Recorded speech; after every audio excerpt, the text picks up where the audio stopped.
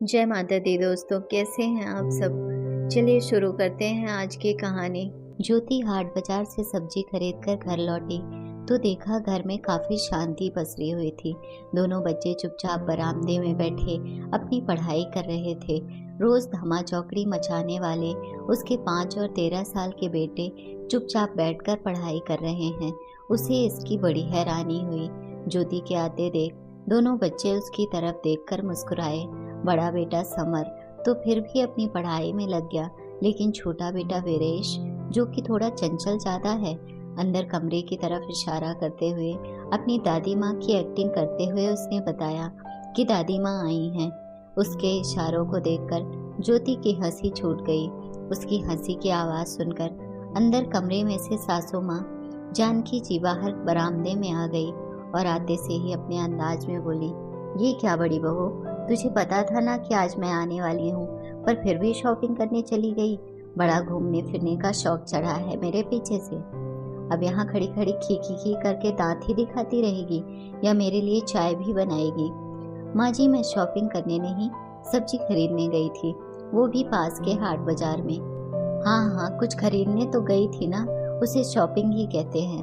अब तुम छोटे घर की लड़कियों को क्या पता, बस अपनी ही सेखी बघारने में लगी रहती हो। अब ज्यादा मुंह मत चला, जल्दी से चाय बना कर ला। उनकी बातें सुनकर ज्योति फट से अंदर गई, सामान रखा और रसोई में पहुंच गई। अभी चाय बनाने के लिए पानी गैस पर चढ़ाया ही था कि सासू माँ की आवाज आई, अरे बड़ी बहू, बाहर कुर्सी भी ले आना, मैं तो बाहर बरामदे में ही बैठूंगी। तुम्हारे घर में तो बहुत गर्मी है, पता नहीं तुम लोग इन 2 कमरों में कैसे गुजर बसर करते हो। जी माँ जी, अभी लाई, कहती हुई ज्योति कुर्सी लेकर बाहर बरामदे में रख आई।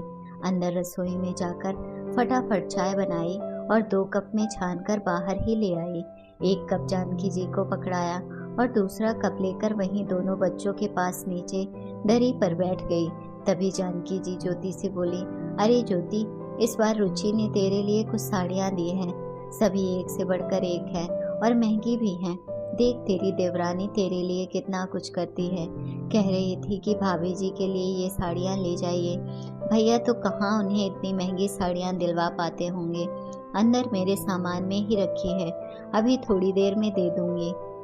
जानकी जी की बात सुनकर ज्योति बोली, माँ जी, आप साड़ियाँ क्यों लेकर आई हो, मुझे जरूरत नहीं है। कम है ज्यादा है, जैसी भी साड़ियाँ मुझे मेरे पति दिलाते हैं, मैं उसी में खुश हूँ।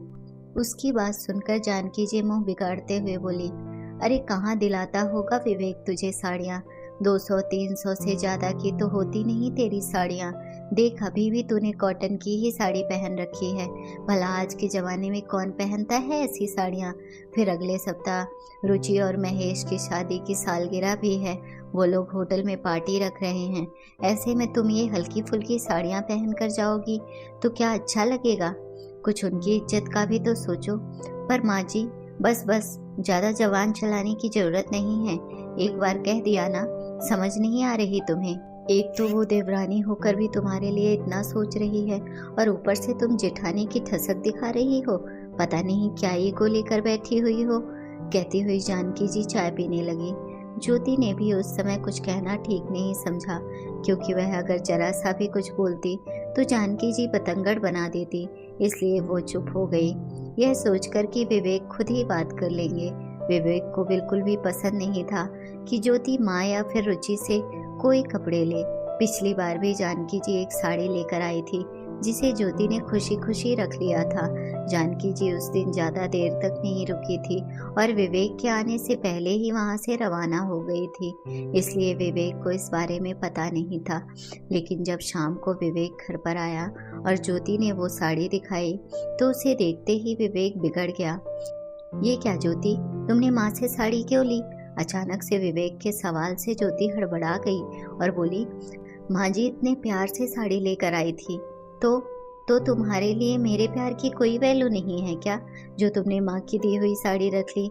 मैं जानता हूँ कि अभी मेरे पास पैसों की कमी है, मैं तुम्हारी इच्छा को पूरी नहीं कर पाता, पर इसका मतलब ये नहीं कि तुम किसी की उतरन अपने पास रख लो।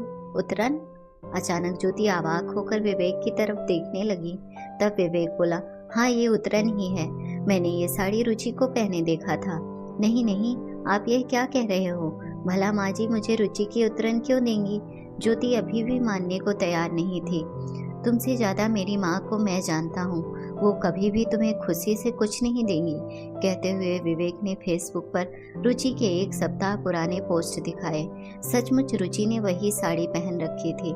देखकर ज्योति हैरान हो गई और बोली, तभी माँ जी कह रही थी कि इसका ब्लाउज कटवा कर रखा था, मिल नहीं रहा है, तुम किसी और ब्लाउज के साथ इसे पहन लेना।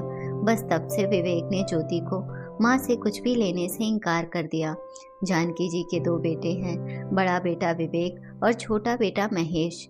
विवेक पहले अपने पिता का बिजनेस संभालता था, लेकिन अचानक पिता की मौत होने के बाद और बिजनेस पार्टनर की धोखाधड़ी के कारण सब कुछ ठप हो गया। हालांकि विवेक अभी भी सब कुछ ठीक करने की कोशिश में लगा हुआ था, पर परिवार का पेट तो पालना था। जानकी जी भी अब यदा कदा सुना ही देती थी, बल्कि यूं कहो कि वो अब एहसान ही जताती थी। इसलिए विवेक जहाँ छोटी मोटी नौकरी करके अपना और अपने परिवार का गुजर बसर करने लगा, वहीं छोटा भाई महेश इंजीनियर बन गया और अच्छा खासा कमाने लगा।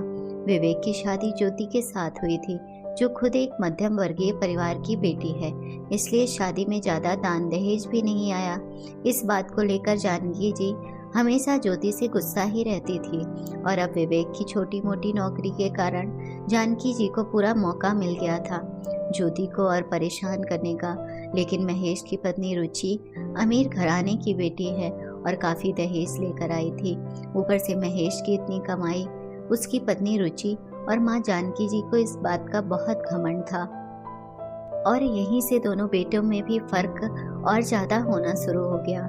जानकी जी जहाँ महेश और रुचि की तारीफ करते नहीं थकती, वहीं विवेक और ज्योति में कमियां निकालने से पीछे नहीं हटती थी। लेकिन उसके बावजूद भी विवेक और ज्योति अपने परिवार के साथ खुश हैं। पहले सब लोग साथ ही रहते थे, लेकिन जानकी जी के दोनों बेटों में भेदभाव करने के कारण विवेक ने अपने परिवार के साथ घर छोड़ दिया और अपने पिता द्वारा बनवाए गए इन 2 कमरों के मकान में शिफ्ट हो गया। जबकि जानकी जी अपने छोटे बेटे बहू के साथ उस बड़े मकान में ही रहती हैं। हालांकि वो मकान भी उनके पति द्वारा ही बनवाया गया था। खैर शाम को विवेक घर पर आया, तब जानकी जी बाहर बरामदे में बैठी हुई थी। उसे देखते ही अपने साड़ी के पल्लू से खुद को हवा करते हुए बोली, अरे विवेक, तू आ गया बेटा, कैसे रहता है तू इस घर में? मेरी तो यहाँ गर्मी के कारण जान निकल रही है। वो तो मैं वापस चली जाती, लेकिन अगले सप्ताह महेश और रुचि की शादी की सालगिरह है, वो भी बड़े होटल में। बस तुझे बताने के लिए रुक गई, अब रवाना हो जाऊंगी। विवेक जानकी जी की बात सुनकर बोला, माँ 1-2 दिन यहाँ मेरे पास भी रुक जाती तो मुझे भी अच्छा लगता। अरे मुझसे नहीं रुका जाएगा इन 2 कमरों के मकान में, कितनी गर्मी है यहाँ, ऊपर से एसी भी नहीं है। तू एक काम कर, कैब बुक करवा दे, मैं अभी कैब से रवाना हो जाऊंगी। विवेक जानता था कि जानकी जी यहाँ नहीं रुकेंगी, इसलिए अपना मोबाइल निकाल कर कैब बुक कर दिया। जानकी जी अपना सामान लेने अंदर गई। इतने में ज्योति बाहर निकल कर आई और धीरे से बोली, सुनिए माँ जी, मेरे लिए कुछ साड़ियाँ लाई हैं। विवेक ने ज्योति की तरफ देखा तो ज्योति बोली, मैंने मना किया था पर वो सुन ही नहीं रही, उल्टा मुझे ही सुनाई जा रही हैं। अब आप ही संभालिए माँ को। इतने में जानकी जी अपना सामान लेकर बाहर आ गई। उन्हें देखते ही विवेक बोला, माँ जाते हुए अपनी साड़ियाँ भी लेकर जाओ, ज्योति ये साड़ियाँ नहीं पहनेगी। विवेक की बात सुनते ही जानकी जी ने पहले तो ज्योति को घूर कर देखा और फिर विवेक से कहा, क्यों, क्या बुराई है इन साड़ियों में? एक से बढ़कर एक महंगी साड़ियाँ हैं। इसने तो कभी देखी भी नहीं होंगी ऐसी साड़ियाँ। इसने ऐसी महंगी साड़ियाँ नहीं देखी तो कोई बात नहीं, जब मेरी क्षमता होगी तो मैं दिला दूंगा, पर अभी मेरी हैसियत नहीं है उसे ऐसी साड़ी पहनाने की, इसलिए आप ये साड़ियाँ वापस लेकर जाइए। विवेक ने अपनी बात कही तो जानकी जी गुस्सा हो गई। क्या हमेशा लकीर का फकीर ही बना रहेगा? खुद तो कुछ ढंग का कमाता नहीं, ऊपर से हमको शर्मिंदा करता है। अब अगले हफ्ते महेश और रुचि की शादी की सालगिरह है, वो भी होटल में। कितने ऊंचे ऊंचे लोग आएंगे वहाँ, उसमें ये ऐसी साड़ियाँ पहन कर आएगी तो क्या इज्जत रह जाएगी उन लोगों की। अरे मैं तो बच्चों के कपड़े भी लाना चाहती थी, लेकिन उनके बच्चों के कपड़े मेरे बच्चों के लिए छोटे थे। सही कहा ना माँ? विवेक ने कहा। तो जानकी जी झेप सी गई, जैसे उनकी चोरी पकड़ी गई हो। पर विवेक ने बोलने का दस्तूर जारी रखा। मेरा परिवार उतरन पहनने के लिए नहीं है, कम है, लेकिन जैसा भी है हम उसमें खुश हैं। आइंदा आप जब भी यहाँ आओगी तो अपनी छोटी बहू की उतरन लेकर नहीं आओगी। अरे उतरन है तो क्या हुआ, इसने तो सपने में भी ऐसी साड़ियाँ नहीं देखी। लेना हो तो लो ये साड़ियाँ, नहीं तो सालगिरह में आने की जरूरत नहीं है। मैं नहीं चाहती कि तुम्हारे कारण हम लोग शर्मिंदा हों। जानकी जी भी अपनी धुन में बोलती गई। विवेक सुनकर बिल्कुल हैरान था। भला एक माँ अपने बच्चों में इतना ज्यादा फर्क करेगी, उसकी बिल्कुल भी उम्मीद नहीं थी। आखिर विवेक बोला, ठीक है माँ, दरवाजा खुला है, आप जा सकती हो। माना कि आपका छोटा बेटा बहुत कमाता है, पर स्वाभिमान तो मेरा भी है। हम आपको शर्मिंदा करने के लिए सालगिरह में नहीं आएंगे। इतने में कैब आ गई। विवेक की बात सुनकर जानकी जी अपने पैर पटकते हुए बाहर निकल गई। अगले हफ्ते रुचि और महेश की सालगिरह में भी अगले हफ्ते रुचि और महेश की सालगिरह में भी वो लोग नहीं गए। आखिर उनके परिवार को अपनी गरीबी से शर्मिंदगी जो महसूस होती थी। अगर आपको कहानी अच्छी लगी हो तो अपने दोस्तों के साथ भी शेयर कीजिए और कमेंट में ज़रूर बताइए कि कैसी लगी ये कहानी।